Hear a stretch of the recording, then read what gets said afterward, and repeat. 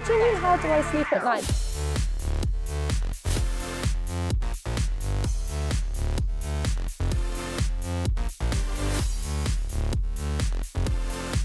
You could say that he was a terrorist. You could. You can't even say it. You're shocking.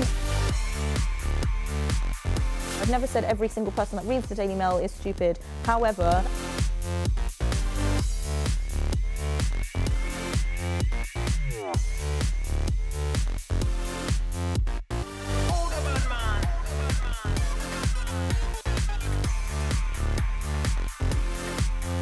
those are the real issues we should be focusing on. there is a real media double standard in the way that white terrorism is framed as opposed to violence and terrorism committed by black and brown people. You know, we're looking at different kind of reasons that, you know, a white terrorist might have for committing a mass shooting. Were they bullied as a child? Do they have a mental health problem? Let's look at Nicholas Cruz, Trump supporter. He goes in, he shoots loads of kids.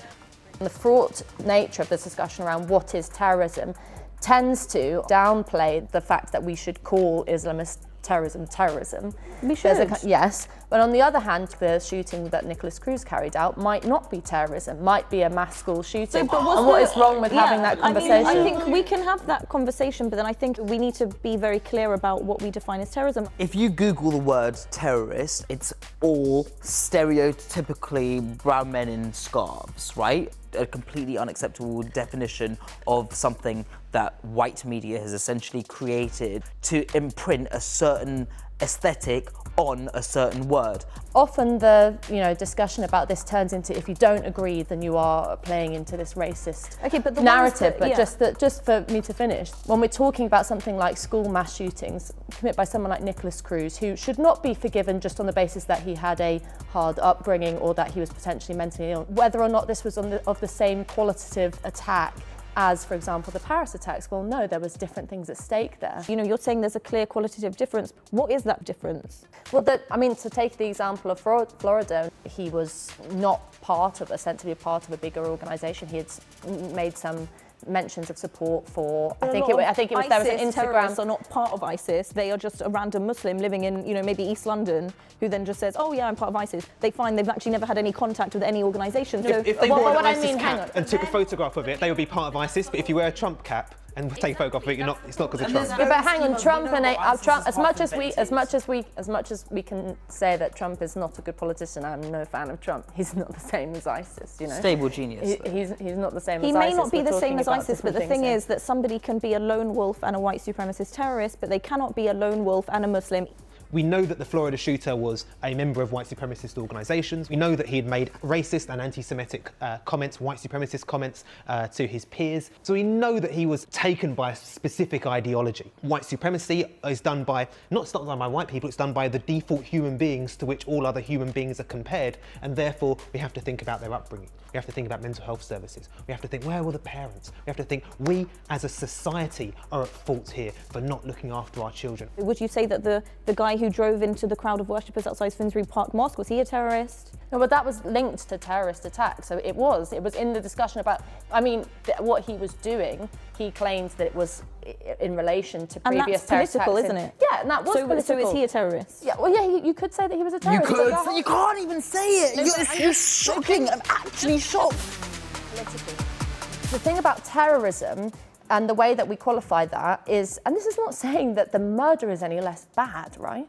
Is about undermining a whole society's way of living. The fact that you define it as somebody that's undermining the morals, the fabric of society, what is a white supremacist terrorist doing? If somebody is stabbing an MP of this country... I guess we live in a white supremacist society. Stabbing an MP and killing her and shouting Britain first. I mean, is that not undermining the moral fabric of our society? You should be quite firm in calling him a terrorist. You should be quite firm in calling the murderer of Joe Cox a terrorist. If you can murder a politician in this country, you know, actually murder an MP, and there's even a conversation about whether you're a terrorist, that is insane. Outrageous. Because if a Muslim killed an MP, there's not even a question, you are a terrorist.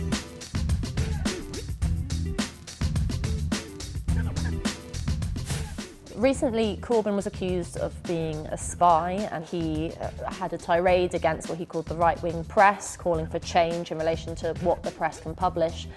Similarly, Stormzy made an announcement against the Daily Mail, and there's been a kind of cultural trend to slag off the tabloids. And I think that for individuals and young people like us who want to change the world, you must defend the absolute freedom of the press. You're arguing for freedom to publish regressive stories that essentially damage and can cause more harm than good. For example, Richard Littlejohn's column just states that Dustin Lance Black and Tom Daley, who are having a baby, and his column said that two men shouldn't be the norm. Do you think that's freedom of speech?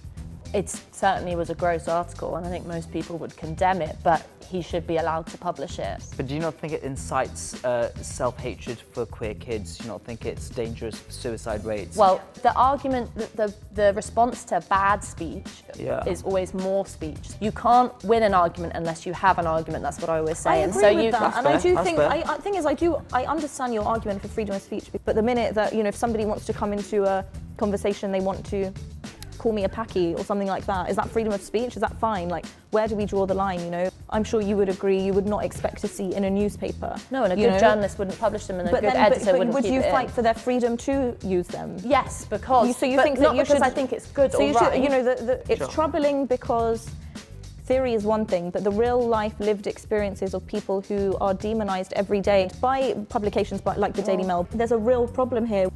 There is, unfortunately, a tendency to paint people as stupid almost, so that all Daily Mail readers are just going to sit in their cafes, are just going to sit in their taxi cafes, eating their fried breakfast, read the Daily Mail and the Sun, and go out and be sexist pigs or hate immigrants, and that's a really low view of people. That is a really low view of people. But my low view of people, which may be true, I've never said every single person that reads the Daily Mail is stupid. However, but that's the prejudice. But it's there has to be some kind of responsibility. And I think that goes quite nicely back to Corbyn, because I think what Corbyn was saying wasn't necessarily that we should censor what the press are allowed to say. He's saying that we should break up the free corporations that control almost all of our print media. That's not a freedom of the press. That's a dictatorship by three completely opaque, unaccountable, profit-making organisations. And so I think if we really want to have a free press, we do need to regulate billionaires. But do you trust the state? I mean, do you trust the state to decide what's in your newspaper? I trust the state more than I trust the billionaire. My back instantly gets up when you say regulate, because if we agree as a society, if you agree amongst yourselves that you don't like the Daily Mail, you don't like the Sun, you don't have to read it, you don't have to buy it. Lots more people get their news online, where there's lots more alternative news, where there is a complete opening up now for individuals who want to publish different media. People said the same thing about when printing was first around. But what happened? The people with more resources dominated the people with less resources, and we're seeing the same thing on the internet. The free press in print certainly isn't free, and the free press online is also very dubious. There are a lot of new digital publications that are popping up that are essentially funded by these old school institutions. Yeah. Their business is based in clickbait, so it's a free-for-all in that sense. Good ideas will always win out, and this is why society has progressed. This is why we are a far different society than we were in the 60s. Trump is the president of the United States, so have ideas won out. Hates press freedom. He represents a lot of white supremacist ideals, and if we're looking at somebody in the White House who is mirroring the kind of things that I'm complaining about, we can't with confidence say that they're going to win out. What you and I might find deeply, deeply offensive, as we know other people might not, that's up for discussion. What shouldn't be up for discussion is the ability of people to publish ideas.